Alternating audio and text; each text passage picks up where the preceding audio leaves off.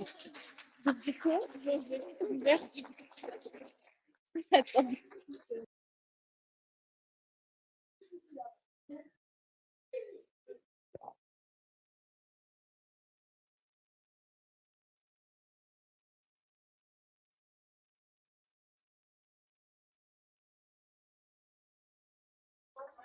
Donc, donnons continuation à la journée de la lusophonie. Il y a une chose qu'il va falloir qu'on fasse à la 4e, c'est qu'on arrive à tenir le temps avec tout ça. Mais bon, ça fait partie de cette fête du département d'études portugaises et brésiliennes qui montre bien que le travail fait avec nos étudiants est un travail à la fois technique, où on va enseigner la langue, mais également un travail de partage de culture, de partage de nos passions. Et en parlant de passion, j'invite à table mon collègue Ailton Sobrinho et l'écrivaine brésilienne Márcia Beixara pour un dialogue autour de la parution, de la traduction de La Maison des Fauves, et je ne dis plus rien.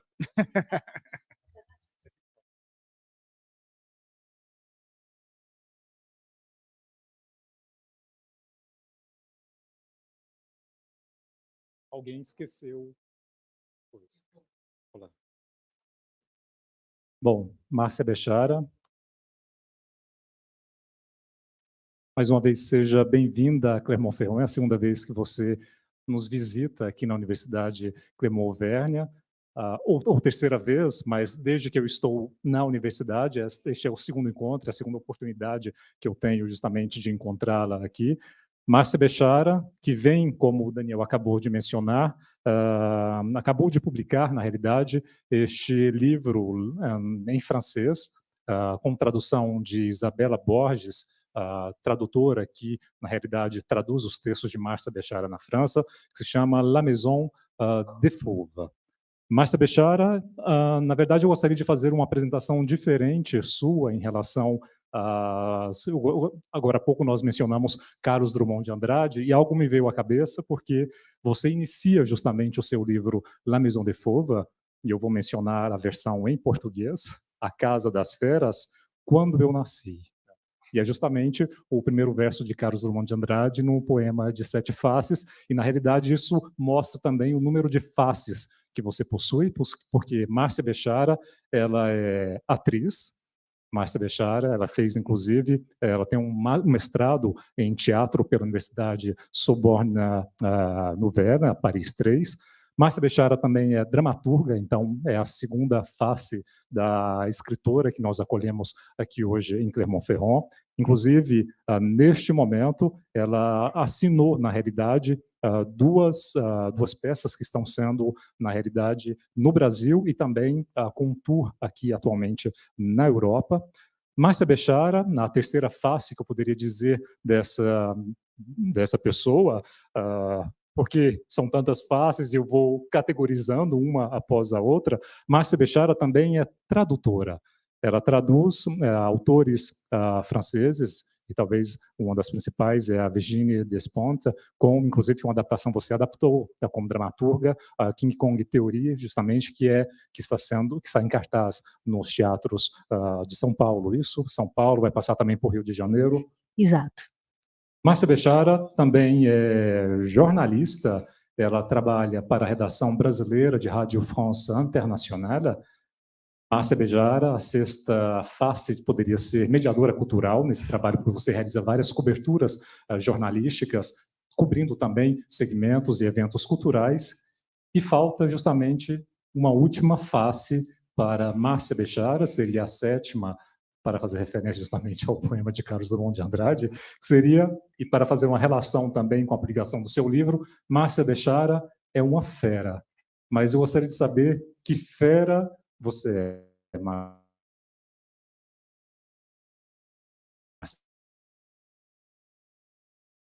Beixara como escritora. Seja bem-vinda.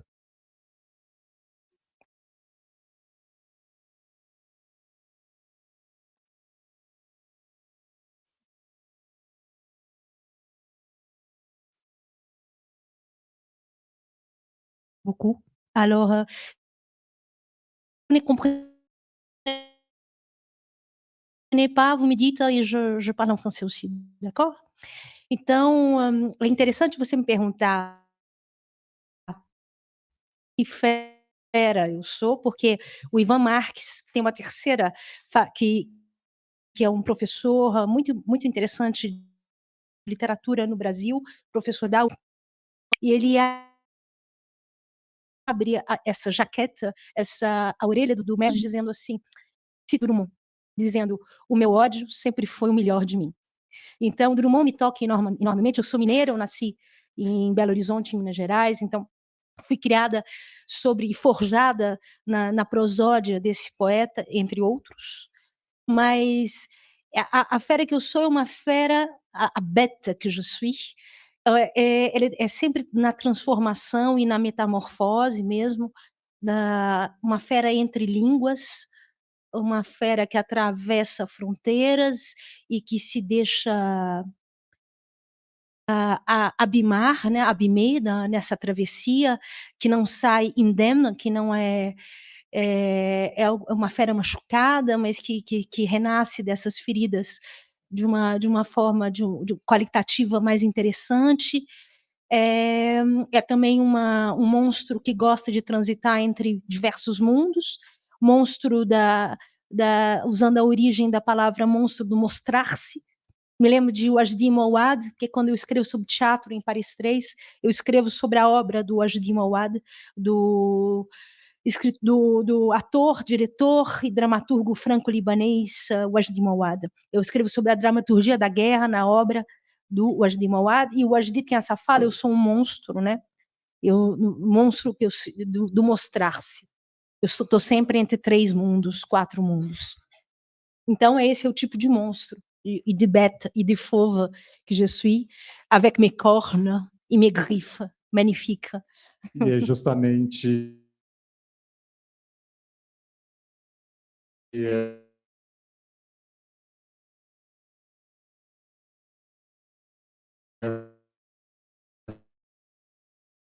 essas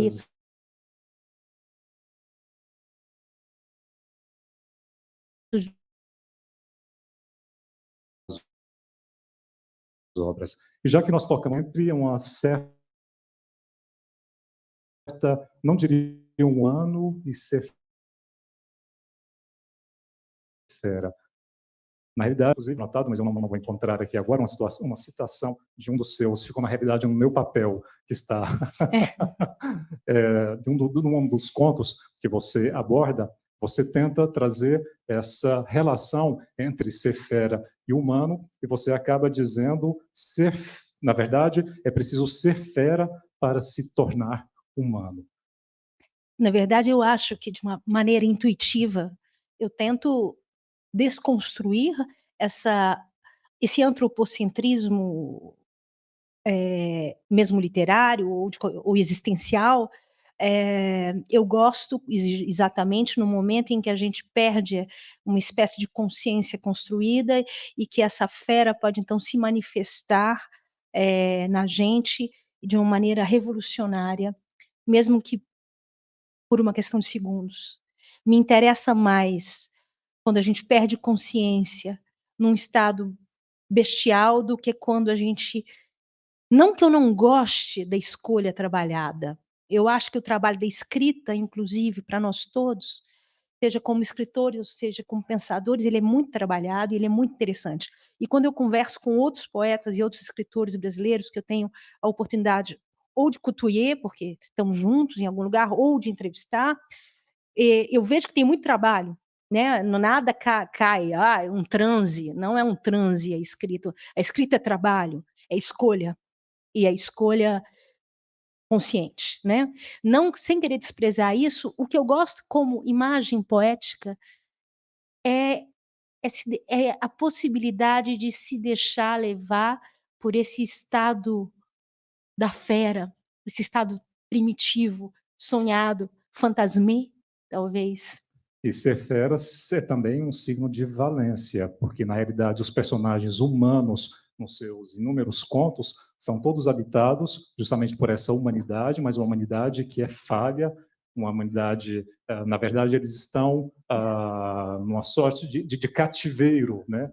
Dentro das suas limitações, das suas tristezas, dos seus problemas cotidianos, e, finalmente, é a fera que é mostrada, que mostra quem pode tirá-los desse cativeiro. Não é mesmo? Acho interessante você sublinhar isso, porque sim, tem, e mesmo eu revendo algumas coisas que escrevi, e mesmo há vários anos atrás, e mesmo coisas mais recentes, tem sempre uma falha, tem sempre uma limitação, que quase vira uma bengala literária em algum momento. Eu estou a fim de escrever sobre super-homens agora, sabe? Porque eu gosto dessa história de tropeçar, né? O tropeço, para mim, é muito mais interessante do que subir lá no alto da montanha, né? Tropeçar e a fricção, o não conseguir. Isso me interessou muito também no início da minha carreira como escritora, né? Isso me levou muito, me trabalhou muito, e me trabalha ainda. E sim, eu acho que os limites da humanidade, como a gente é educado e construído em ambientes tão exigentes desse ponto de vista, desse tipo de acabamento, eu gosto quando a gente descobre as limitações disso. E quando a gente vê, eu gosto da fragilidade em cada um de nós. Você gosta do Gauche, justamente, Eu fazendo gosto referência do Gauche, justamente ao nosso poema do Carlos Drummond de Andrade. Você gosta do lado Gauche, justamente, Totalmente. do ser humano. Exato. É lá que eu me encontro, é lá que eu me verifico, e apesar de tudo, e nesse mundo que a gente vive tão ultra conectado, onde tudo tem que ser tão perfeito, né?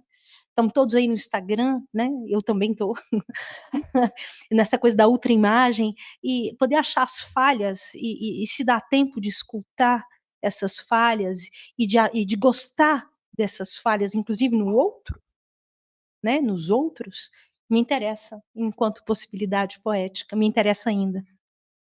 E falando de humanidade, falando das falhas do ser humano, a escrita de Márcia Bechara também é uma escrita do corpo.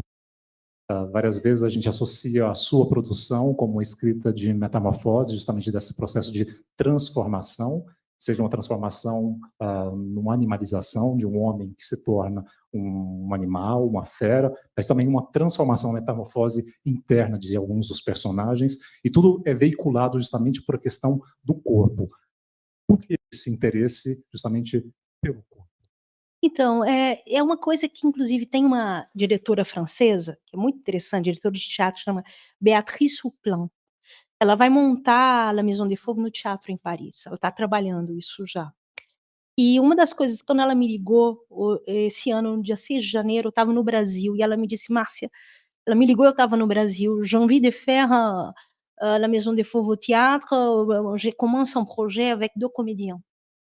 Le comédien français quand même. Qu'est-ce que tu en penses? Parce que je pense que ta littérature, elle vient du corps. Et c'est très théâtral, c'est très visuel, mas ça parle do corps. E a verdade, eu acho que sim, porque eu penso em outros textos saindo do La Maison des Fauves, indo para o Métodos e até voltando para outras coisas que eu tinha escrito anteriormente, como que a transformação, um corpo, um rosto que muda de acordo com a paisagem, uma mulher lagarto que não pode mais ter filhos, uma menina que se põe a dormir para o resto da vida e a última palavra que fala, que pede, é água. A existência e a transformação dessa matéria, ela é essencial para que eu possa exercer de alguma forma essa linguagem poética que me habita e que eu quero propor. Eu não sei se no futuro vai continuar sendo assim, porque a gente vai mudando, né, isso é interessante ver nos jovens, em pessoas da minha idade, em pessoas mais velhas, a gente vai mudando, nós todos, a escritura. E no caso da fera que eu sou, é uma fera que vai sendo atravessada também por um modo, que eu estava conversando com o Daniel sobre isso, um modo de pensar e de escrever francês também, que vai mudando um pouco, né, e que nunca será francês e que nunca vai ser só brasileiro, vai ser sempre essa coisa monstruosamente agradável, que me é agradável, mas extremamente misturada, né. Mas o corpo sim, mas é uma escolha, Ailton, intuitiva. E acho que isso vem talvez da minha origem no teatro, né? No teatro não tem jeito. Eu estudei teatro, gente. Eu me formei em teatro. Eu trabalhei 14 anos no teatro e no teatro profissional como atriz no Brasil, antes de vir para a França.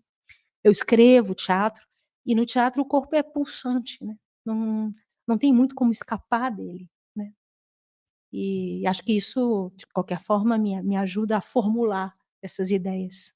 E justamente na sua resposta sobre essa questão da importância do corpo, a centralidade, eu diria uma escrita, uma corporização, uma escrita corporizada, essa palavra talvez não exista, mas você dá alguns elementos que são recorrentes nos seus vários contos. Se eu tivesse tido mais tempo, certamente eu teria feito um estudo quase lexicográfico, justamente para ver a incidência desses elementos, e você avançou alguns. A questão da matéria, do corpo, evidentemente, está bem presente, da água e principalmente da contaminação. São matérias, são palavras que estão, que habitam também os seus textos. Tudo isso está interligado.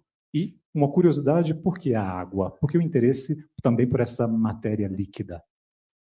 A água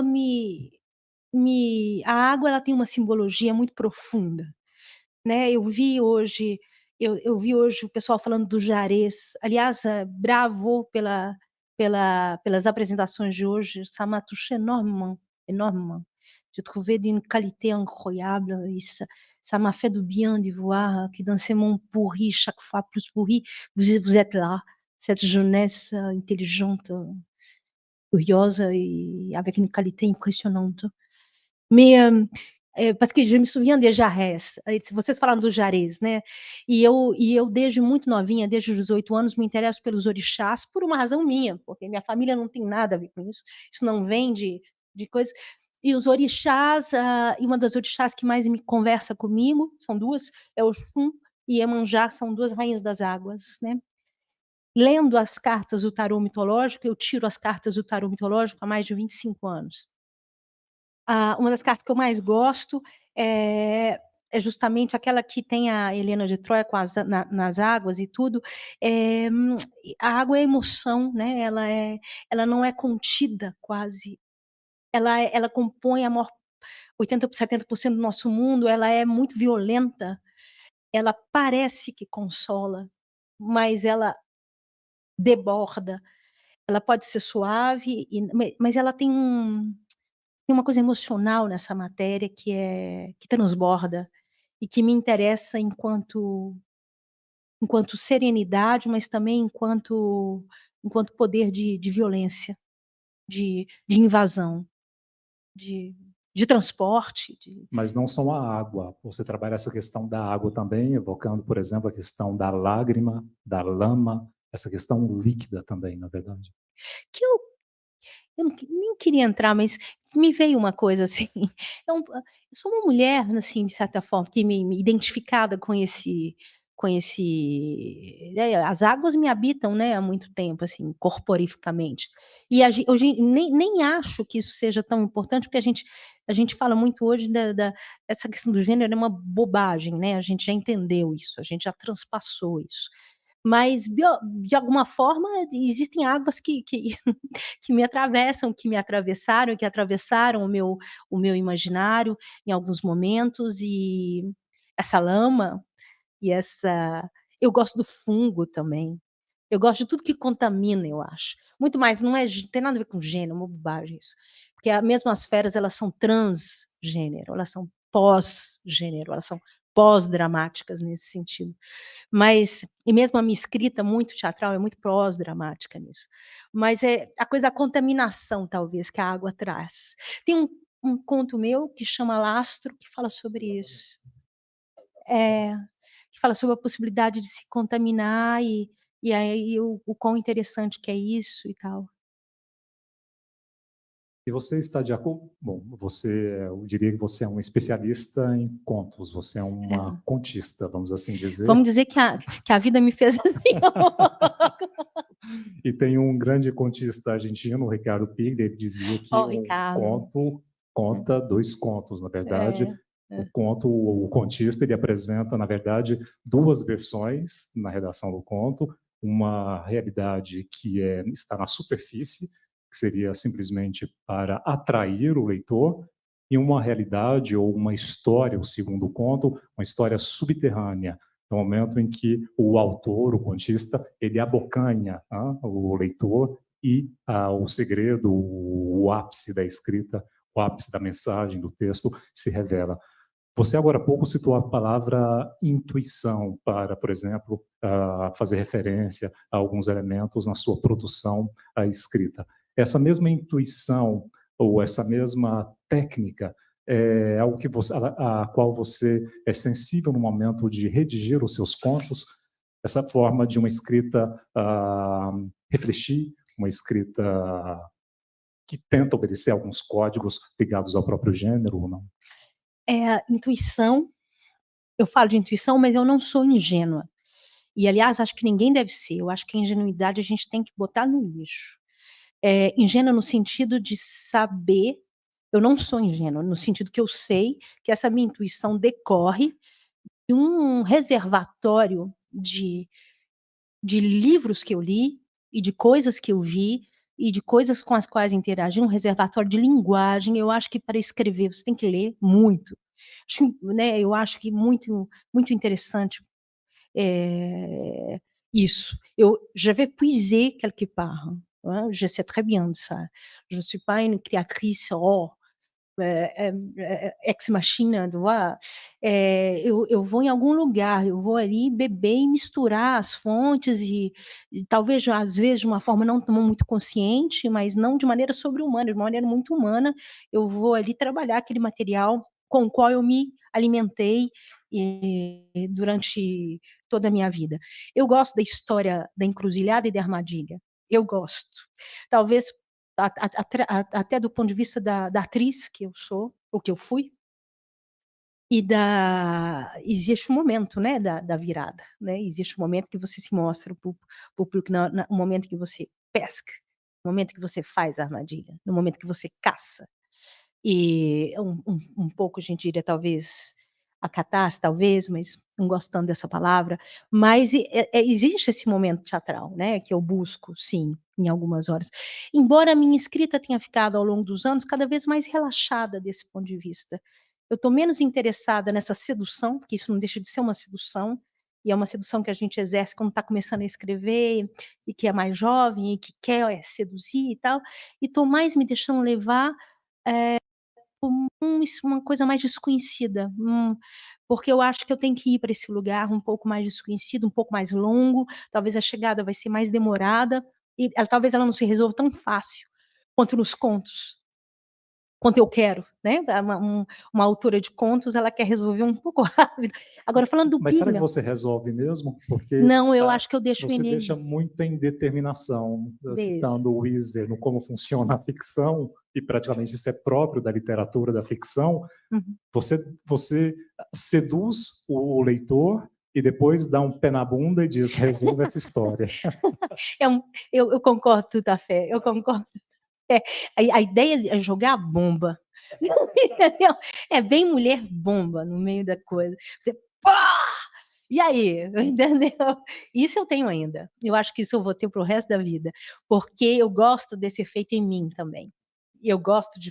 Fazem isso comigo, né? Vários autores. E tem uma outra coisa também, porque você falou do Pig, que é um autor que eu não conheço tanto, mas recentemente teve aqui lançando comigo esse livro, né, pela nossa Edições, uma poeta brasileira jovem que eu amo muito, que é a Luísa Romão. E Luísa estava comigo, e aí a gente conversando antes de uma leitura pública que a gente ia fazer, e ela disse assim, eu falei, e é interessante, não é, Luísa? Eu falei para ela que o lugar de onde se escreve também determina o que se escreve. E aí ela me trouxe, falou, peraí, vou ler uma coisa para você. Foi na mochila dela, trouxe um livro de diários do Pigli, onde ele falava exatamente isso. Isso também dá uma pista, se a gente está falando de lugares, o lugar de onde eu escrevo determina muito o que eu estou escrevendo.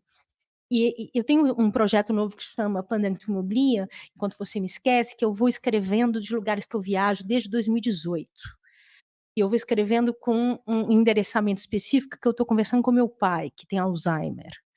Então ele vai se esquecendo das coisas. E enquanto eu trabalho com aquela ideia do Victor Hugo, que o esquecimento nada mais é do que um palimpsesto, a memória nada mais é do que um palimpsesto do esquecimento, ou o esquecimento nada mais é do que um palimpsesto da memória, que eu acho maravilhoso isso.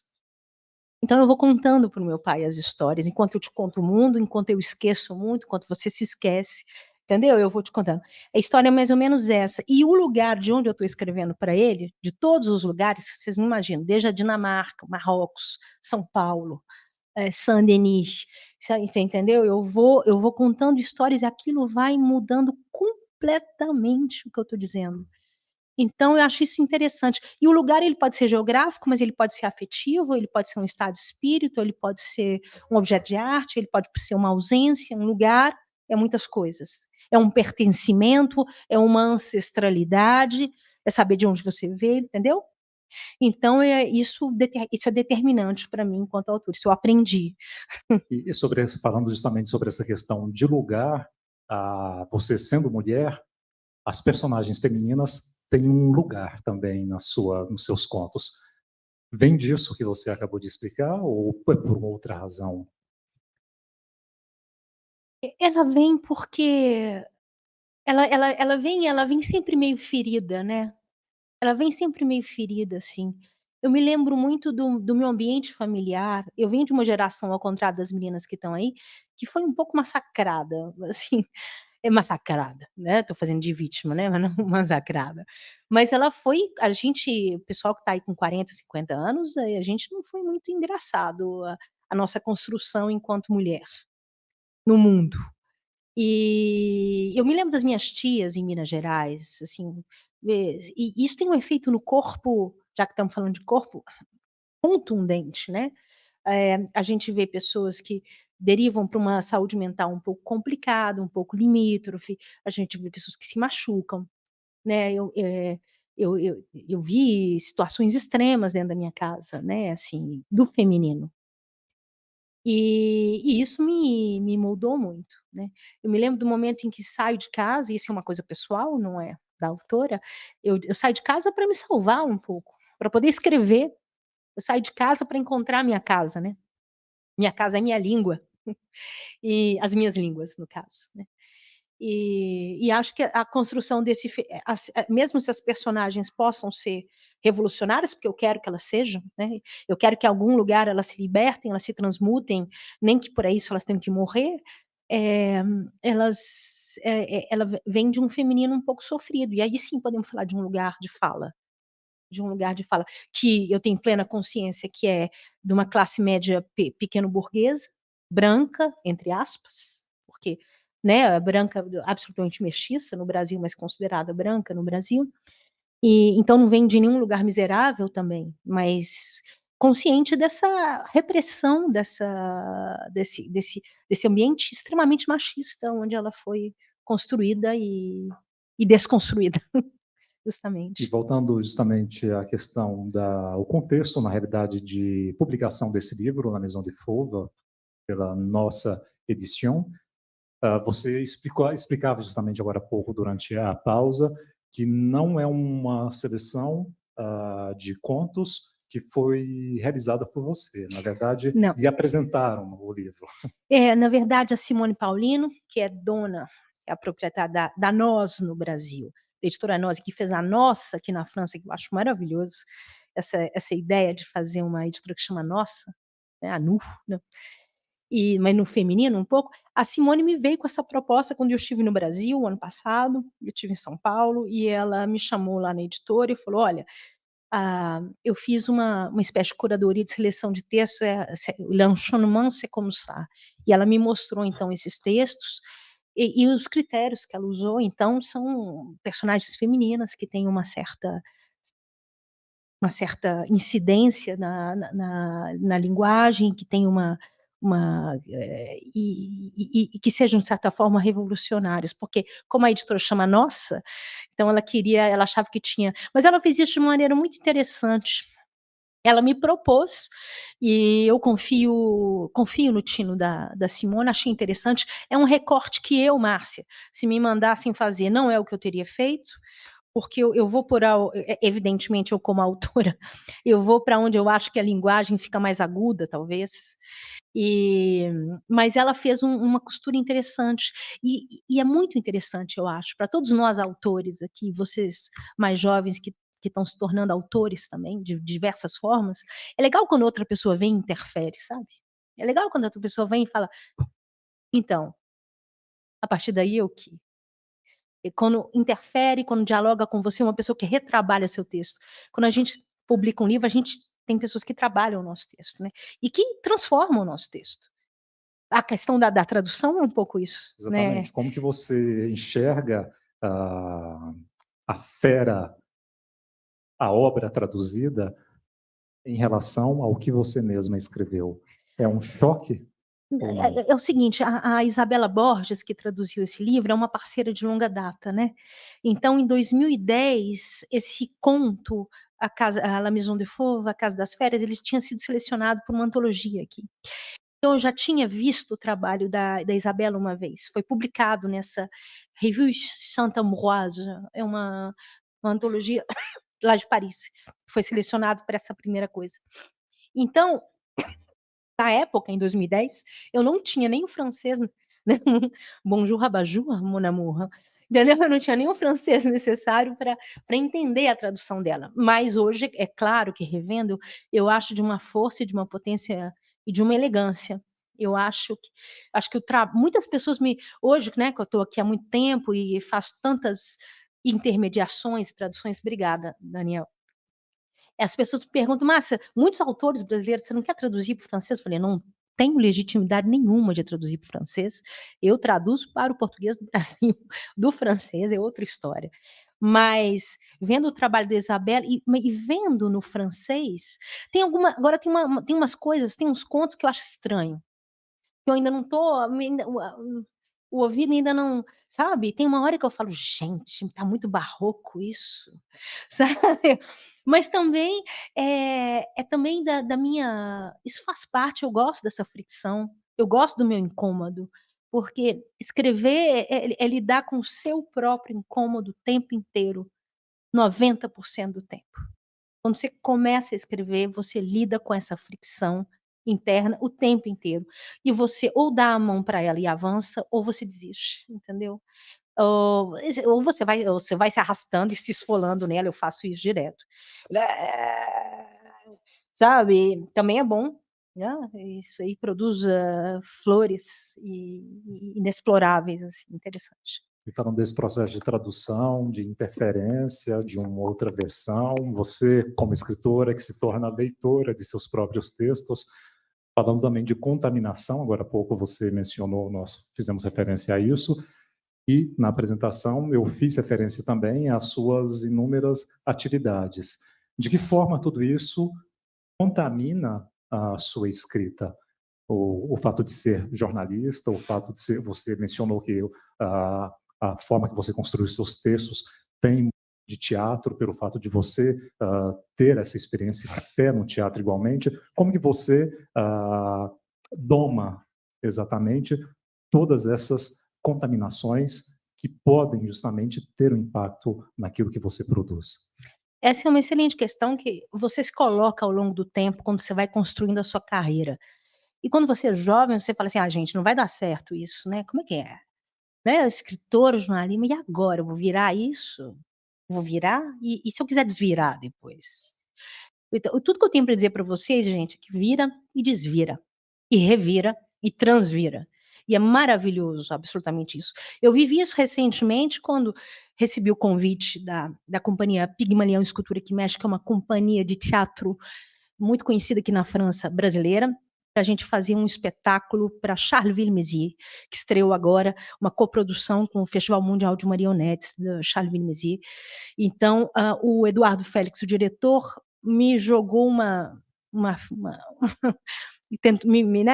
é que fala isso? Esqueci a palavra em português, em francês também, um anzol, né, uma isca, e disse assim para mim: escuta, Márcia, E você não quer fabular as fábulas de Esopo? Fabula para mim, reinventa as fábulas de Esopo. Quero fazer um espetáculo de marionetes assim. E a gente fez fábulas antropofágicas para dias fascistas. E aí eu me vi, pela primeira vez na vida, aos quase 50 anos, escrevendo para bonecos. É muito diferente do que escrever para atores. Você não tem ideia da complexidade técnica do que é escrever para bonecos. Aí eu falei, mais uma vez, né, dona Márcia, botando o pé onde você não conhece, né? Não faz a mínima ideia. E aí você se lança no negócio, e aí o que eu fui? Falei, gente, eu vou buscar uma espécie de gênese para começar essa história, porque eu não vou lançar Esopo do nada, não vou começar a contar a historinha. Então eu falei, eu tenho certeza, o que mais me dói, né, na fábula? Falei, o Rio Doce, onde eu nasci lá em Minas Gerais, foi morto pelas mineradoras. As imagens daquele rio vermelho de sangue, dos peixes sufocando, pulando para fora, uma das coisas que mais me dói no mundo. Eu falei, tem um rio, tenho certeza que tem um rio no Inferno de Dante. O inconsciente da gente é uma loucura. Eu fui olhar, eu te juro, O tem um inconsciente rio. dos seus personagens também. Também. Mas olha, de nós todos, o nosso inconsciente, se a gente faz confiança, é uma loucura. Fui ver, tem o rio Aqueron, onde os animais, no Inferno de Dante, vão beber de água e viram homens, e os homens bebem e viram animais. E nós estamos falando de fábulas antropofágicas de Esopo para dias fascistas. Os animais estão lá. Eu falei, não é possível. E Eduardo me decide abrir a peça desenrolando um rio de sangue. E ele pegou essa minha rubrica inicial, era uma rubrica, né? Uma rubrica é onde você fala, aqui acontece isso, aqui acontece isso. Não é para entrar na peça a rubrica. Ele pegou essa didascalia e botou no texto bem alto. E então começa a atriz desenrolando esse rio de sangue, fazendo as coisas. Quando é que eu ia imaginar que era isso, entendeu? Então, se você me pergunta sobre como ser uma atriz, uma transautora, né? Transautora, na verdade, uma autora que atravessa tantas coisas, é isso, é se julgar numa espécie de abismo íngreme, tudo bem, numa situação de confiança, né? Eu tenho confiança no Eduardo, ele tem em mim, com artistas que eu tenho confiança, não estou, né? Não estou me julgando também, não vou morrer, mas se lançar nas possibilidades dessa nova linguagem e tentar puiser em imaginários que você já conhece, né? Quando eu vou fazer uma cobertura, só para fazer o outro lado da coisa, né? O meu estado espírito é completamente diferente, né? Eu vou ali como um soldado ouvir ali aquela história inteira e o tempo inteiro também eu me pergunto que história eu vou contar. E ela tem que ser uma história contada bem no transitivo direto, ali na construção da frase, né? É outra coisa completamente diferente, mas que eu tento sempre trazer também um pouco do backstage da cobertura jornalística. Ah, olha, aquele diretor, ele tá incomodado com aquilo, eu vou tentar dar uma cutucada para ver o que ele fala, às vezes surgem umas imagens interessantes, eu sempre tento, quando eu converso com outros artistas, isso é muito louco, quando você também é artista e você vai entrevistar alguém, você veste uma outra personagem, né? E aí você tem que esquecer aquilo e você tem que se colocar em outra posição. Mas eu tento sempre trazer alguma coisa, fazer uma pergunta que não tem a ver com o universo daquele artista. Sempre estou entrevistando um músico, eu pergunto de literatura, sabe? Sempre, e esse curto-circuito sempre dá frutos interessantes. É impressionante. E ele dá também do outro lado. Quando eu resolvo trazer a coisa documental para o teatro, ou quando eu resolvo trazer a coisa literária para a tradução. Por exemplo, eu traduzi uma autora francesa que é importante, chama Hélène Cixous, A Hora de Clarice Lispector, que ela escreveu, que foi publicado pela editora Nós no Brasil. Tem uma hora em que a Hélène Cixous simplesmente pira na batatinha, totalmente. E é maravilhoso que ela resolve escrever para Clarice Lispector, mas escrevendo uma linguagem louca em francês, parece quase sei lá. Eu tenho a honra e o prazer de me comunicar por e-mail com um grande escritor e tradutor brasileiro, que é o Augusto de Campos. E quando eu estava traduzindo a Hélène Cixous, eu escrevia para ele, falei assim, escuta, olha só o que eu estou fazendo, eu estou me achando você. Ele morria de rir, porque ele faz isso muito bem poeticamente, né? E a Hélène Cixous me obrigou um pouco tem uma hora que ela constrói umas frases malucas, parece, sei lá, um francês louco, e eu tive que aportuguesar aquilo, mas criando poeticamente junto com ela. E eu mostrei para ela o que ela fez, e ela aprovou e tudo, bom. E a história com a Helena é outra história maluca, olha lá, transitando de um lugar para outro. Minha história com a Helena começa no dia seguinte ao assassinato de Marielle Franco, onde eu vou lá na casa dela fazer uma entrevista sobre os 50 anos de 1968 na França. Ela me recebe na casa dela. Como eu cheguei na casa dela? Eu botei no Google e-mail Hélène Cixous, né? Simples, né? Obviamente nada apareceu.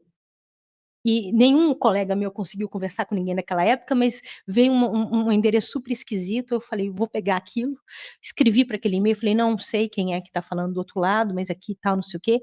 Era um e-mail que ela utilizava com Derrida, antigo, né, coisa de psicanálise, do grupo de psicanálise dele, ela resolveu responder.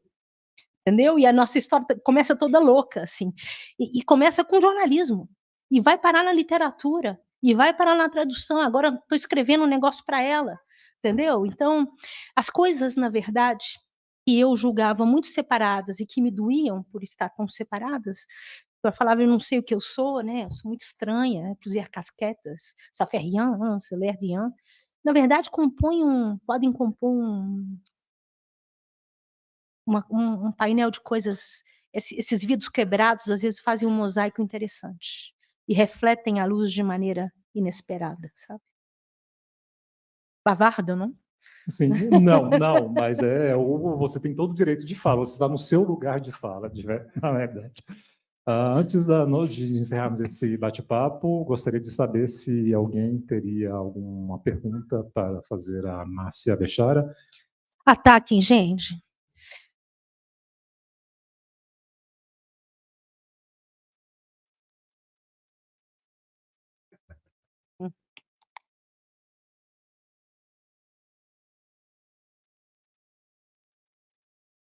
Márcia, boa tarde, é um prazer estar aqui escutando você, principalmente porque eu sou de Belo Horizonte, represento a PUC Minas. Onde eu estudei jornalismo. Olha só, mineiro não pode falar 5 minutos se não descobre que é família. Vira família em 5 minutos. Assim. É verdade. E eu conheço um monte de gente com sobrenome Bechara, se a gente bater papo aqui, a gente vai descobrir que é prima, qualquer hora. Mas olha só, a minha pergunta é sobre exatamente a mineiridade na sua escrita.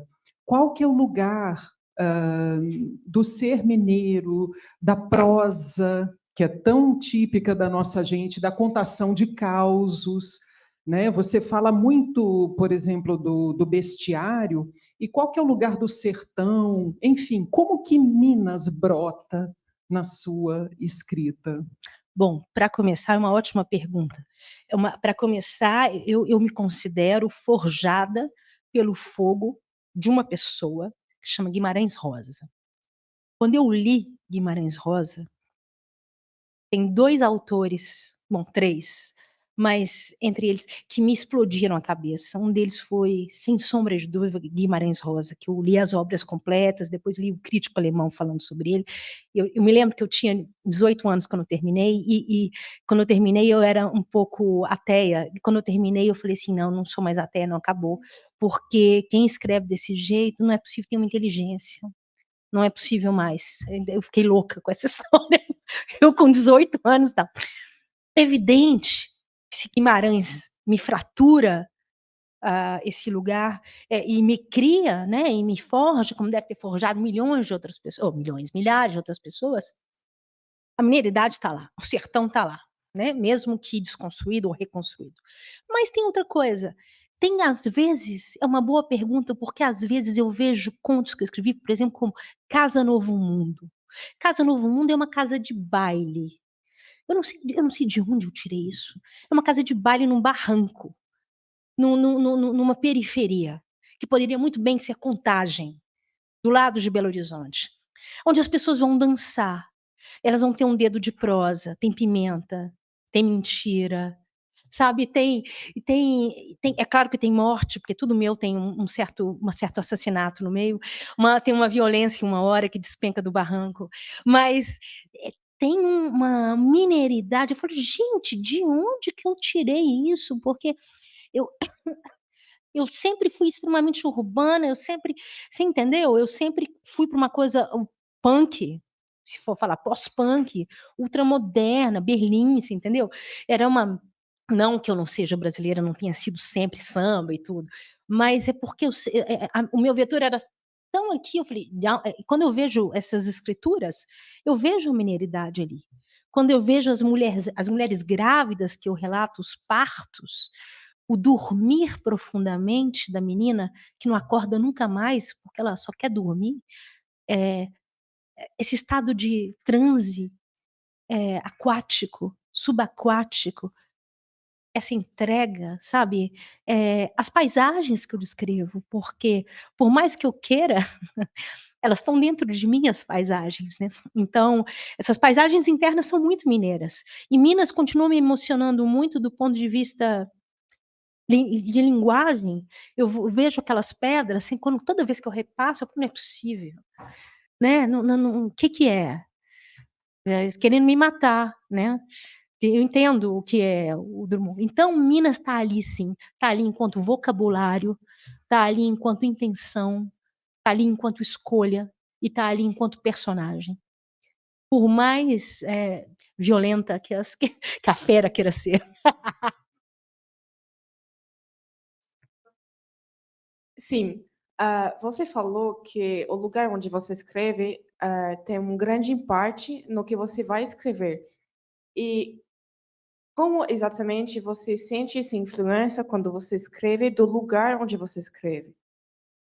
É uma ótima pergunta também, porque durante muitos anos eu me perguntei por que eu demorei tanto a voltar a escrever em Paris. Por exemplo, Paris, na minha cabeça, é o lugar dos escritores, não só dos escritores, como dos tradutores.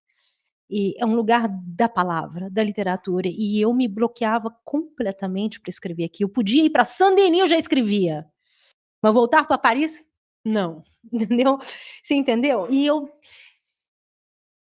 A sua pergunta, na verdade, é para entender como isso me influencia de fato, né? Como isso, por exemplo, vou tentar te dar exemplos de sensações, porque eu acho mais válido do que falar de teoria. Quando eu estava na Dinamarca, quando eu estava em Copenhague, e eu estava começando a escrever para o meu pai, eu fui num cemitério e eu fui tentar achar a tumba do Hans Christian Andersen. Era esse a minha quête investigativa.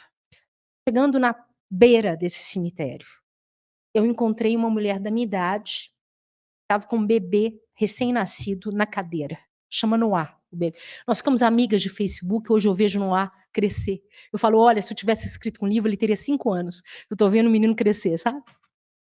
E quando essa mulher me pega e eu faço uma pergunta para ela, aonde que está a tumba do Hans Christian Andersen? E ela fala, vou te levar até lá. Eu falo, não é possível que ela sabe. Ela sabe. Essa mulher e esse bebê de colo me levam até a tumba do escritor. Durante o caminho, ela me conta que durante anos ela tentou ter um filho e que ela teve diversos abortos consecutivos. E essa dinamarquesa, nesse cemitério, que eu não sabia, mas na Dinamarca as pessoas fazem piqueniques no cemitério, é uma coisa maluca, é maravilhoso isso. As pessoas no meio das tumbas, assim, comendo e tal, não sei o quê. E essa mulher me chora, essa dinamarquesa, e eu brasileira, né? Fazendo a fina, e essa mulher, o gap cultural lá, né? Daí eu falei, ela me contando essa história, ela chora, assim, muito discretamente, e me deixa na tumba do escritor. Nesse momento, eu abro um caderno que eu tinha comprado no Museu Dinamarquês de Arquitetura, só porque era cor-de-rosa, tinha achado, e eu começo a escrever compulsivamente para o meu pai. E não é possível que o lugar não tenha determinado essa escrita. Você entende?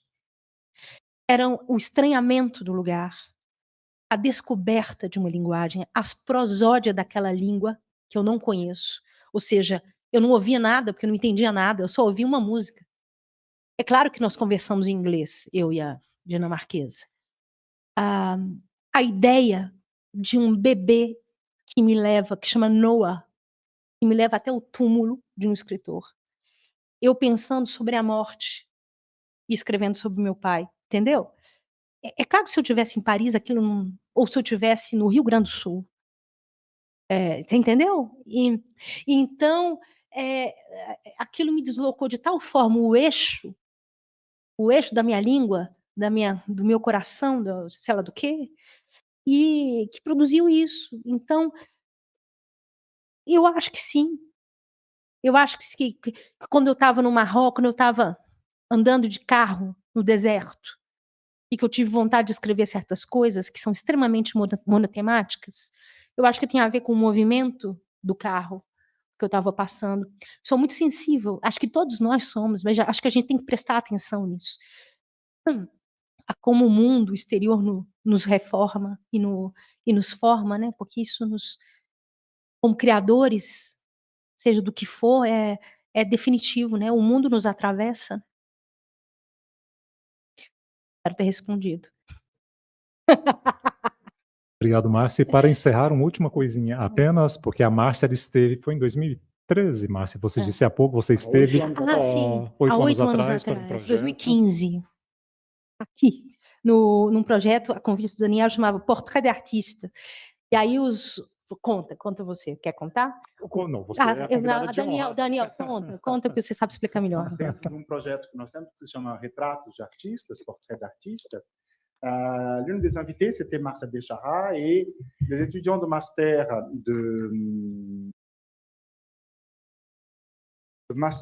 de gestion de projets culturels avaient la commande de faire un portrait de Marcia. Et 3 étudiantes de master ont lu l'œuvre traduite à l'époque. Mince, maintenant, ça aurait été différent. Et on passait quand même toute une journée avec Marcia à Paris en train de travailler et d'essayer de cerner qu'est-ce que c'est que la vie de l'écrivaine Marcia Béchara, la brésilienne qui était à Paris à ce moment-là. Et l'un des résultats, c'est qu'elles ont essayé de recréer ici à Clermont-Ferrand l'une des nouvelles. Qui s'appelle Le Cheval. Le Cheval. Para encerrar esse momento, cette rencontre littéraire, je vous invite justement à regarder cette production des étudiants de l'UCR.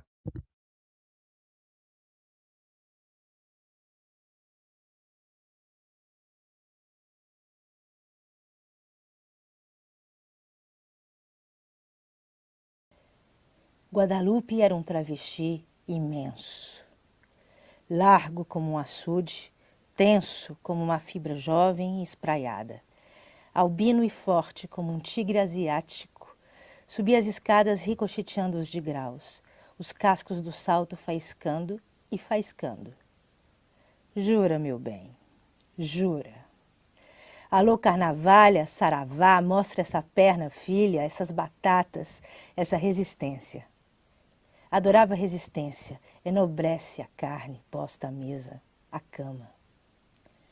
Todo mundo quer ser feliz e Guadalupe dava a impressão de que conseguia. Você poderia até tentar encontrar alguma dúvida debaixo daquela testa indiscreta e vermelha, mas um calor saltava imediato do rosto dela e Guadalupe não enganava. Pariu duro, o sol subindo a pino e ela endiretando as saias no varal, prendedores entre os dentes equinos, olhos fixos e quase doces no trabalho. Se notasse você espreitando, cantarolava baixinho, sem virar a cabeçorra. É o dia em que me queiras. Você talvez se assustasse com a imagem de Guadalupe albino, sem a peruca ruiva, totalmente liso, o topo daquele monte de homem composto brilhando, feito um sol redondo, as taxas de prender entre os dentes aquela cobra túrgida no sol de uma cidade grande, aquele bebê enorme, agressivo. a saeta desbotada, carcomida, mal disfarçando um enorme bulbo pulsante por debaixo, cheio de veias azuis e suor cristalino. Um cavalo, esse travesti. E ele viraria para você um daqueles seus olhos pungentes e doces, olhos sem pelos, olhos brancos, e sua pálpebra descreveria um movimento longo e quieto. É o dia em que me queiras. E você pensaria que espécie de animal seria capaz de gestos tão dissonantes, ao mesmo tempo tão rítmicos, fascinantes, no hemorrágico de um dia de sol, numa grande cidade.